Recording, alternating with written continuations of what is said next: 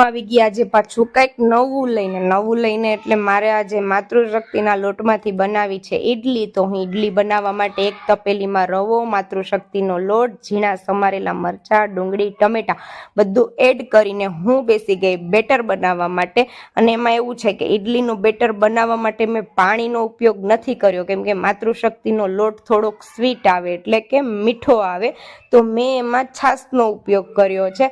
તો છાશથી મેં બેટર બનાવીને રેડી કરી નાખ્યું। પછી મને બેટરને 15 મિનિટ સુધી રેસ્ટ કરાવવું પડે, એટલા માટે હું એને 15 મિનિટ રેસ્ટ કરવા મૂકીને કિચનમાં જતી રહી અને ત્યાં જઈને મેં દાળ બાફવા મૂકી, કેમ કે સાંભાર વગર તો ઈડલી ના ભાવે ને મારા વાલા। તો ફટાફટ સાંભાર બનાવવા માટે મેં દાળ બાફવા મૂકી। આ બાજુ મારી દાળ બફાઈ ગઈ એટલા માટે મેં સાંભાર બનાવવાની તૈયારી કરી દીધી। એક કડાઈમાં તેલ મૂકીને રાઈ અને જીરું એડ કર્યું। રાઈ જીરું એડ કરીને હું જ્યારે ગરમ મસાલો નાખતી હતી ત્યારે મને તેલના છાંટા ઉડ્યા, એટલે હું થોડીક દૂર જતી રહી કેમ કે તેલ સગું ના થાય।